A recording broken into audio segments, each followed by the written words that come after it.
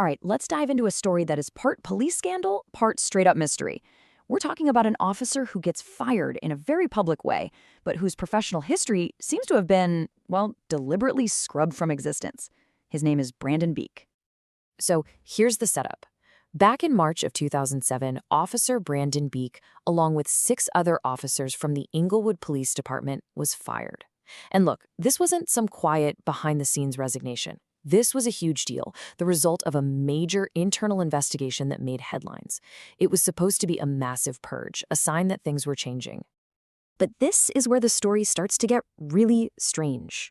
You'd think for someone fired in such a public way, the paper trail would be a mile long.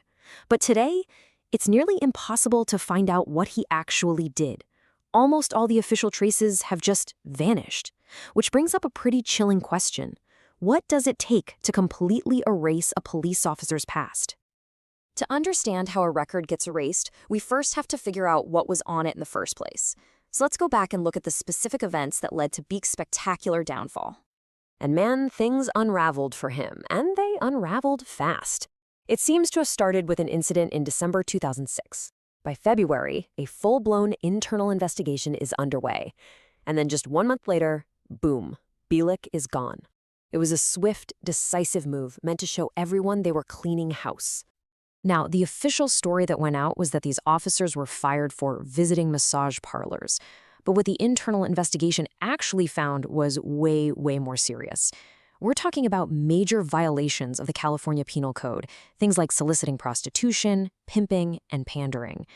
And that last one, covering for other officers, well, that points to a whole other level of conspiracy and obstruction of justice.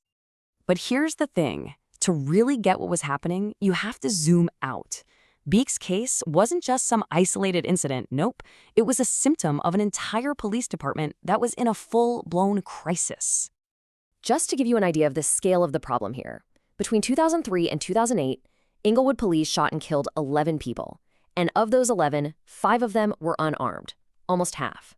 So we're not talking about a few bad apples here. This was a clear pattern, and it was the kind of environment officers like Beak were working in. And the cost to the city? It was staggering. You know who was footing the bill for all this misconduct? Taxpayers. We're talking massive settlements. One single case ended up costing the city $8.6 million.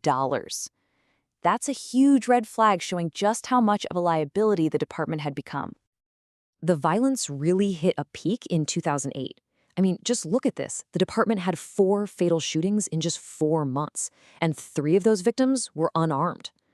With that kind of thing happening, you can imagine that public trust was hitting absolute rock bottom.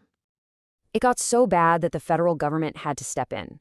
The Department of Justice launched what's called a pattern and practice investigation. And let me tell you, this isn't just some minor review. This is the big one. It's a top-to-bottom federal inquiry that they only do when they think a police department has systemic problems so deep that it's violating people's constitutional rights.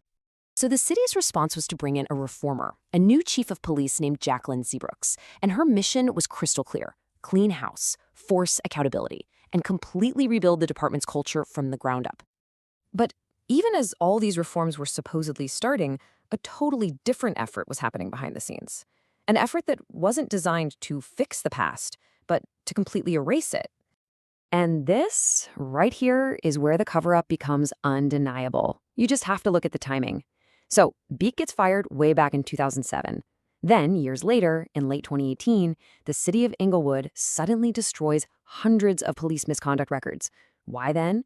Well, it just so happened to be a few weeks before a new transparency law, SB 1421, was set to take effect, a law that would have made those exact files public. The timing is just unbelievable. Now, you can shred a document, but some things leave a mark you can't get rid of. And one record that couldn't be erased was Brandon Beak's name on the Brady list. This is a confidential list that prosecutors keep. It's basically the list of cops whose past conduct is so shady that they can't be trusted on the witness stand. Being on that list is a permanent stain. So, after the huge scandal, the firings, and the very intentional shredding of records, what's even left? What does the ghost of Brandon Beak's career look like today when you try to find it? You just hit dead end after dead end. The digital trail for the former Inglewood officer has gone completely cold. Seriously, if you do a deep search for Brandon Beak online, you're more likely to end up on this guy's profile, a totally unrelated Canadian retail worker who just happens to have the same name. It's a perfect example of how completely the real story got buried. And this lack of information creates a vacuum where you get two completely different stories. On one hand, the official narrative is that his career ended abruptly in 2007. But then a source connected to the case claims something much more disturbing, that the department secretly hired the fired officers back, destroyed the files to cover their tracks, and that Beak still works there. And without the records, it's impossible to know what's true.